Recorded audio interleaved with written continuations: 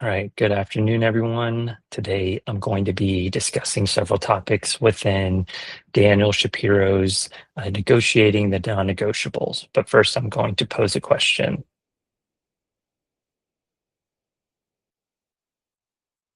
Have you ever walked into a meeting and immediately felt that us versus them energy before anyone has even said a word?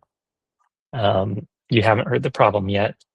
No one has started arguing, but somehow the room already feels tense, like all sides have already been drawn.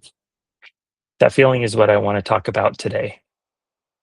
In Shapiro's Negotiating the Non-Negotiable, he explains a lot of conflict isn't really about the issue we're arguing over, the policy change, the schedule, the budget, the deadline. What it's usually about is identity, feeling respected, heard, valued, or feeling ignored, threatened, or pushed aside. So today, I'm going to walk through three of Shapiro's core ideas and how they show up in everyday life. Those three ideas are the tribes effect, vertigo, and structural transformation. The goal here is to show how understanding these ideas can turn conflict from something that destroys relationships into something that actually builds them. All right. The first one, the tribes effect, happens when conflict becomes personal. Instead of focusing on solving a problem together, we start protecting our identity or our group. Um, Conversation shifts from let's figure this out together to me versus you. And the challenge is once you're in tribal mode, everything changes. People stop listening, defensiveness goes up, every comment feels like an attack. Every good suggestion gets heard as criticism. You start hearing things like, they never listen to us. They always want to control everything. They don't understand what we do. And suddenly, no one's really trying to solve the issue anymore. They're trying to defend their side. I see this all the time in cross team settings, especially when two departments with very different cultures have to work together. So we could have one team that may value speed and efficiency, and the other values precision and risk management. The conflict starts over task details, but quickly turns into identity battles. They don't respect our experience, you might hear. They think they're better than us. They don't get what our work actually requires. Those beliefs take hold, and teams become tribes, loyal internally and defensive externally. The second idea is vertigo. So here we talk about what happens emotionally when identity feels threatened. And this is something Shapiro calls vertigo. Vertigo is emotional overload. It's the moment when people stop thinking clearly because their sense of worth or belonging feels under attack. Vertigo can show up as tunnel vision, overreacting, shutting down, or emotionally charging into arguments. So at work, I see vertigo when people receive feedback that feels personal instead of constructive. A person hears, we need to adjust this process, but emotionally it lands as, you don't respect me or you think I failed. Once vertigo kicks in, people aren't negotiating problems anymore. They're defending their identity. That's why arguments escalate fast. It's emotional survival mode.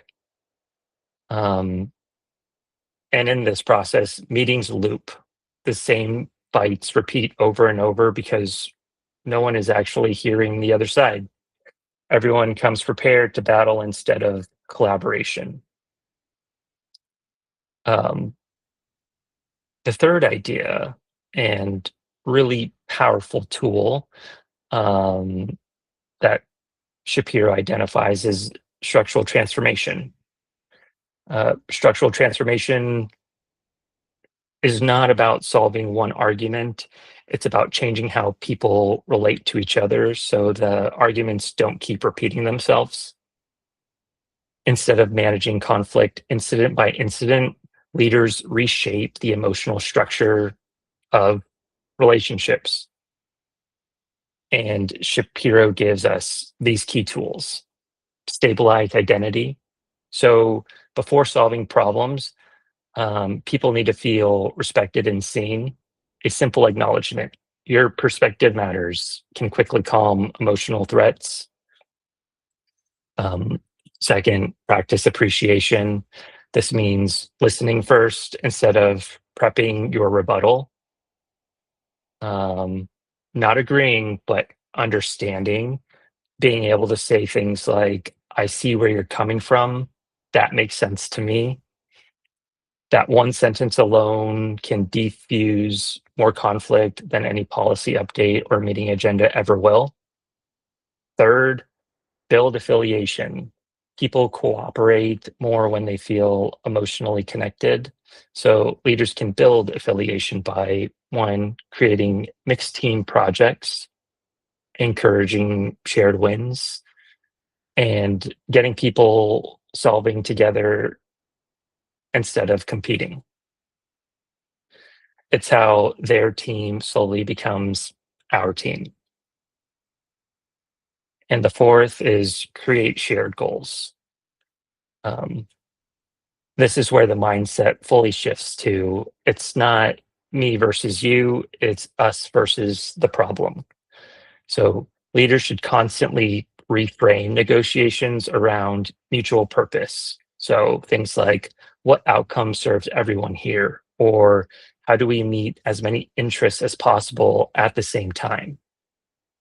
And so structural transformation works because it lowers vertigo and weakens tribal responses before people even sit down to negotiate the issue itself. And here's what this really means in practice. So most workplace conflict isn't technical, it's emotional and identity driven.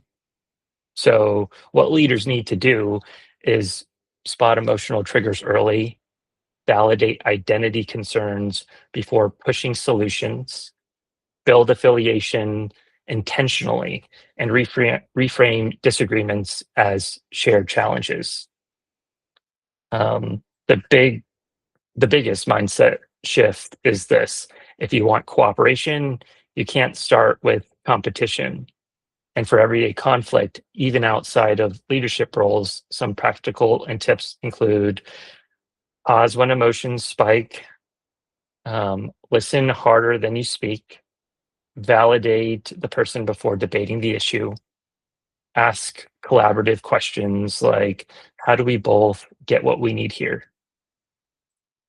These simple actions disrupt vertigo and prevent tribal escalation. So the big takeaway: understanding the tribe's effect allows us to see conflict for what it really is, not an argument over positions, but often an emotional response to identity threat. And structural transformation gives us real usable tools to lead through those moments instead of letting them damage relationships. Personally, learning this framework changed how I approach conflict.